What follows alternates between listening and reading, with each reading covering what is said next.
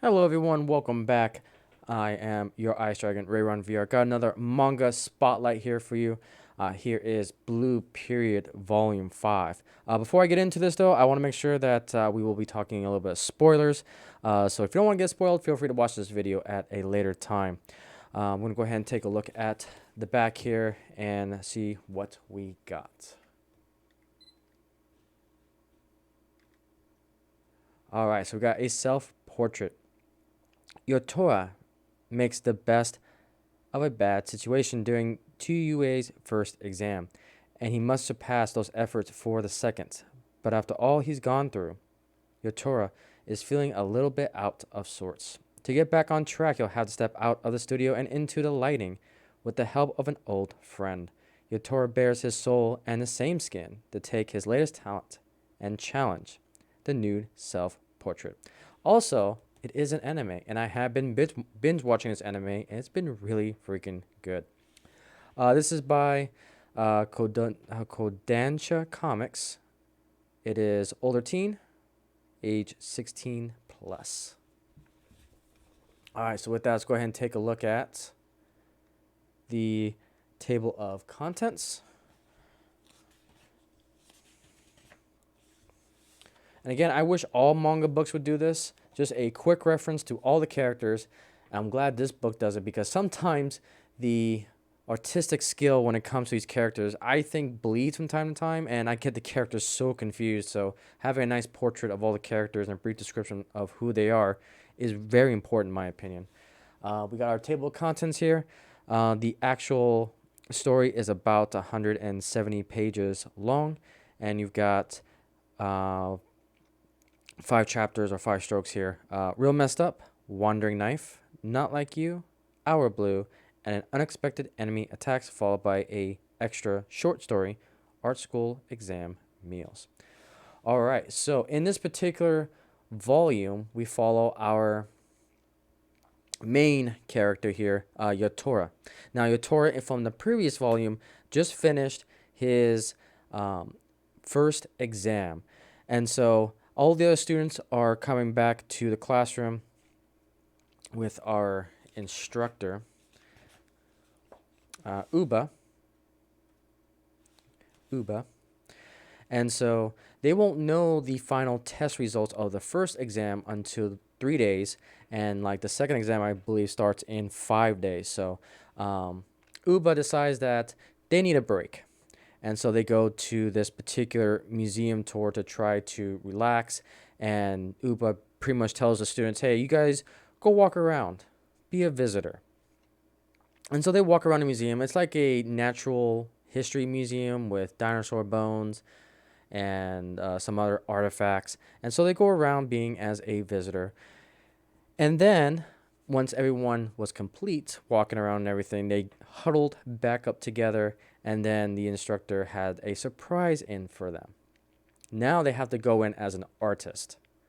And so their task was to draw something from that particular museum. So everyone does that particular painting, and they soon discovered that most of them were very mediocre drawings to include our main character, Yotora. And so they learned a very valuable lesson that sometimes, again, you got to take from a different perspective when it comes to drawing your artwork. And so once that little exercise was over, we found out basically our students that actually passed the first exam. Now, they kept saying that this is a very tough exam to pass, and I think the entire class was 10 students. And then in this particular manga, again, kind of a spoiler here, only 3 make it through. So our first one was Maki here. Our second one was Hakura. Again, I apologize. I'm definitely mispronouncing this. And if you guys haven't figured out already, Yotora was our third one. So these 3 right here were the only ones from that 10-person class that were able to progress into the second round. Now, I can't remember if Yatsuki passed or not. Her character kind of just fades away in this particular volume. Her character art just kind of disappears. And so we don't hear much about Yarasuki anymore, which I thought was going to be the main antagonist from Volume 3. But, as we're starting to find out, and it really shines in this volume, that basically Yotora is his own worst enemy, especially when it comes to stress and managing that. And that's, again, one of the great lessons about this particular volume. There's a lot of life lessons when it comes to this particular manga series, and that is one of the biggest attractions that I got for this particular manga. And I started watching the anime version, and it is pretty much a one-to-one adaptation of the manga. It is beautiful. It is nice to see the characters come alive. It's nice to see the world come alive, and they did this manga justice. It's becoming definitely a top 10 type of story for me because the characters are so rich. And this volume is definitely no exception when it comes to the character development. Um, so with that, we got our 3 students that passed. And then now we go on kind of to the next lesson. And for Yatura, man, I can't pronounce it. I apologize. His latest challenge is trying to deal with color. He wants to use color, but is starting to understand that he's using too much of it. And so we go into, again, a nice instructor kind of one-on-one learning about the types of color, primary colors, alternate colors, how colors kind of mix and match with each other, and so forth. Again, the author has done a wonderful job with the research when it comes to art, and that's one of the big things I like about this manga. And so we go into that, and then he's shopping for, once that lesson is over and school is done, he goes out and wants to go buy, colors to experiment with. And so one of the particular characters that I thought we were done with comes back, and that's Roozy. Now, I haven't been talking too much about Roozy because it's more of a side character in the first 4 volumes. All we got is that, he is a how can I say this? A cross-dresser, and if given the opportunity, probably would have been a trans female. But it's very interesting, this story. So we see some friction kind of growing between the 2 characters. They walk around, get some color, because Roozy is definitely good when it comes to colors. And we start to see like this conversation. It's really hard to describe the relationship between these 2 because it feels like it can go romantic, but it's not. It's really tough to explain. It's not really hostile dynamic, but there is a tension dynamic between the 2 characters. It feels like they can fall in love, but it's, again, not there yet. I'm curious to see how the next volumes handle this, because this volume, Roozy really got one heck of a character arc. But anyways, so after that, they go off to their separate ways. And then Yatora and the rest of the 2 students that passed from the first exam get their next project, and that is the Sketchbook Project. So Uba instructs the 3 that, hey, you're going to be not only judged from the first exam, but now you got this sketchbook that the instructors and examinees are going to be looking into, as well as the oil painting they have to do for their second exam. And so they begin their sketchbook, they do a lot of their drawings, and then the next assignment was each one of the students has to critique the other ones. And so they do so. And then Yatora,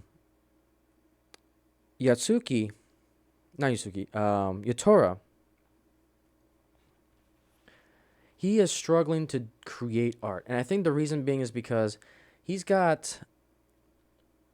tries to be in a good friendship with Roozy, which is the male crossdresser. But their friendship just gets strange because he doesn't know how to really have a good friendship with this particular person. Because, again, unique, crossdresser, dresses like a girl, acts like one. And, if the story really wanted to go into it more, you can really justify that he would go as a trans woman. But anyways, and so what happens is, again, we get this strong character development between the 2. And so we get a huge character arc with Roozy. So Roozy basically didn't want to do art anymore. Um, he basically put a big giant X on his particular portrait during an examination for the first exam and basically just quit.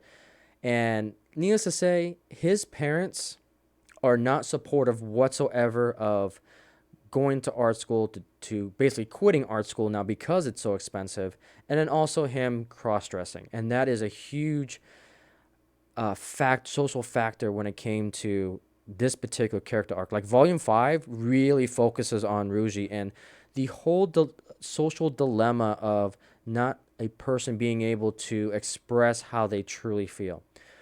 And it can be quite controversial. However, the way the story was written and the way the character was developed is beautiful. You get to see the struggle that he has, that he can't be who he wants to be. He can't express himself freely, even with his parents. It got to the point that Ruji's parents, again, just to give you a little bit of a picture here. That is him slash her. If you want to follow the pronouns, he would probably identify as a he. Again, I'm not going to go down that rabbit hole too much, but this volume is the character arc in this volume really focuses on him and a relationship between these two. And so she gets kicked out of the parents' place. The parents basically kick her out. And then they go to, okay, let me back up a little bit here. So Yatora contacts Ruji. And so he wants to make things right because, again, they were having, some friendship issues is the best way I can describe it. Again, I would highly recommend reading the volume to really understand just how good the story is when it comes to the character development and the character arcs between these two, because it's truly something for this particular volume. And so they go out, basically, they hang out at a particular, it's not really a hotel per se, but for the lack of a better phrase, I'm just going to use the word hotel. They go to a hotel at the beach just to escape everything. That Ruji can escape from the parents, and Yatora can get closer and try to, make amends, essentially. And so, they hang out. They not necessarily sleep together because you got to think about it. This is Japan, and technically, biologically, Ruji is a guy, and so they sleep in the same room. However, the beds are separate on the floor against traditional Japan.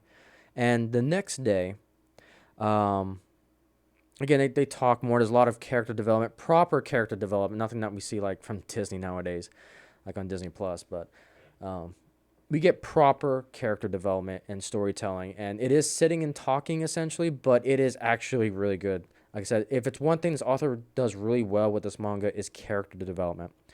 So they talk a little bit. And again, I don't want to go too much into detail because I want you guys to experience the level of detail they get into.